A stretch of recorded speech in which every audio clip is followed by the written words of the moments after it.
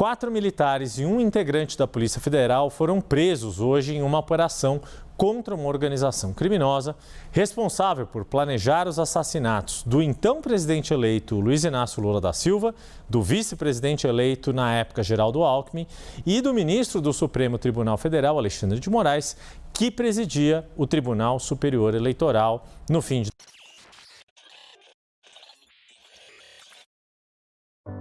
Vê aí o presidente, vice-presidente e o juiz do Supremo sendo ameaçado de morte, plano para matar os caras, orçamento secreto. E eu falo que é absurdo, que não tem nada de, para mim não tem nada de absurdo.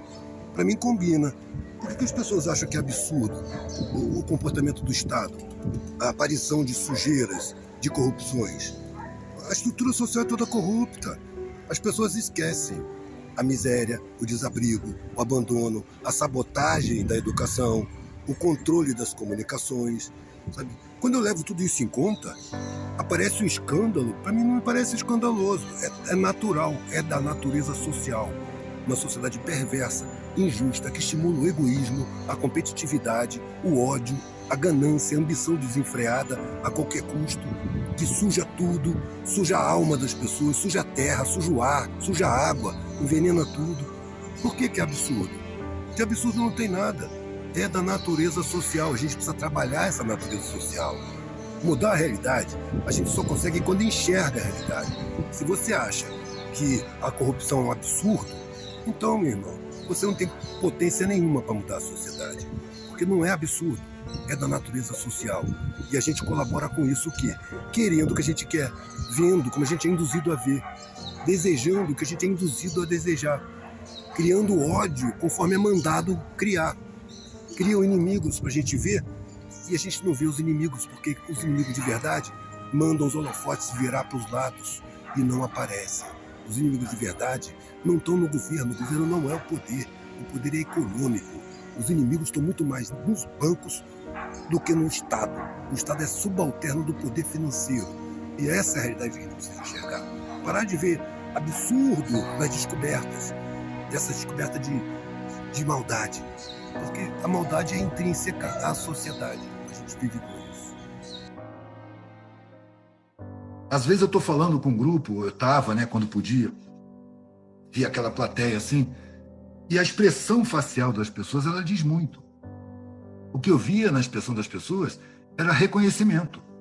Assim como se elas estivessem sabendo tudo que eu estou falando. Eu vou falando e as pessoas vão... É isso mesmo. É isso. Aí a sensação que eu tenho é que as pessoas veem a realidade e não acreditam no que estão vendo. Aquilo que eu tive na adolescência. Aí eu falo, não é possível que seja isso. Eu devo ter alguma coisa errada. Eu devo estar vendo errado. Eu devo estar enganado. Mas não, é isso mesmo. Aí eu chego e falo na linguagem mais acessível que tem. Eu gosto de falar na universidade porque, quer dizer, o que eu gosto de falar na universidade é que às vezes eu vejo lá atrás os faxineiros parados assim, apoiados na vassoura e ouvindo. O doutor pós-graduado está entendendo o que eu estou falando, mas o faxineiro também está. Não estou falando só para quem entende aquela língua. Eu estou falando para todo mundo. Sacou? Eu acho que qualquer coisa pode ser transmitida numa linguagem acessível. E em qualquer comunicação, o fator mais importante é o receptor. Se você não fala a língua do receptor, não adianta nada você se comunicar. É preciso saber falar a língua do receptor. E saber falar a língua dele não é só usar as palavras, não. É conhecer os sentimentos daquela vida. É conhecer como são as relações. É aprender, morar junto. Aprender como se relacionar ali. Ali você vai aprender a se comunicar. Mas as pessoas falam dizendo que, não, mas eles também têm que se esforçar. Caraca, eles já se esforçam pra cacete pra sobreviver, cara. Com todos os problemas que a sociedade cria para eles. Você ainda quer criar um problema para eles entenderem o seu palavreado?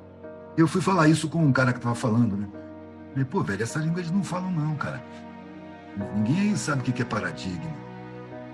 Cara, não, mas eles também têm que se esforçar. Que cúmulo de soberba esse cara. Falta de respeito. Fala a língua de quem está te ouvindo. É nenhuma necessidade. Se eu for falar nos Estados Unidos, duvido que você não vai aprender o inglês perfeito para falar lá. Agora, por que você vai para a periferia e fala a linguagem acadêmica? Que é um lugar que criou um tipo de linguagem que, para mim, é como se fosse uma cerca de arame farpado para o conhecimento não vazar. Fica sempre na mão de uma minoria. E tem lá os seus direitos garantidos, dependendo do patamar tem privilégios também, mas está sob ameaça. Pisa fora da risca que você perde seus privilégios e perde seus direitos. Então o conhecimento é para ser mantido nos capatazes, enquanto que o povo não pode ter acesso. É o linguajar acadêmico mesmo que é construído para não dar acesso. E aí essas pessoas, muitos criam dependência desse sentimento de superioridade. Aí quando você fala que ele depende de pobre, que ele não é porra nenhuma, ele fica furioso com você. E aí utiliza os condicionamentos sociais. Você não tem qualificação nenhuma, você é um ignorante, você é um artista de rua. Quando o cara não tem argumento, ele parte para o insulto. Quando eu estou debatendo qualquer assunto com uma pessoa, e depois de uma fala minha, fala, você para mim é um babaca. Eu não falo mais nada. Eu já entendi. Ela não tem mais argumento. Ela não arrumou argumento nenhum, e a partir dali ela está me agredindo. Tá bom, acabou o papo. Ela fala, você para mim é um babaca, eu escuto, eu não tenho mais argumento. Não consigo mais argumentar. Então eu vou te desqualificar. Isso não me aborrece. Só me dá o sinal vermelho. Acabou a conversa. Chega. Aqui não tem mais proveito. Vou procurar uma pessoa mais interessante. Tem gente que diz que eu prego ódio contra os ricos. Não. Eu prego esclarecimento.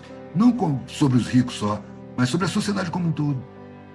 Uma exploração que os ricos fazem, eles transformam em, vamos dizer, caridade.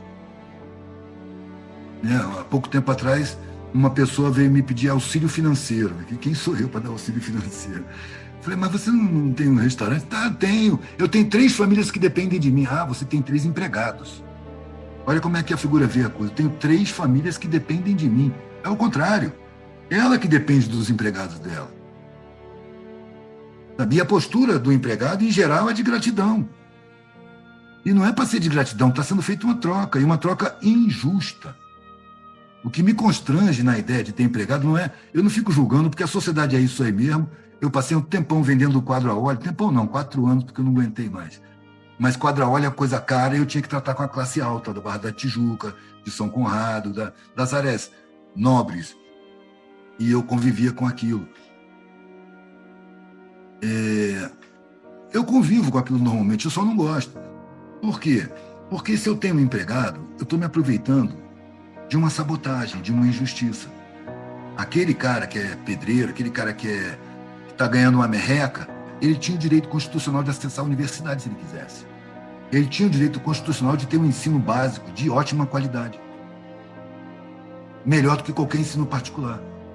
Ele tinha o direito constitucional de ser bem alimentado, de ter uma boa moradia, de ter assistência. Ele tinha que ser prioridade porque ele estava fudido e não abastado.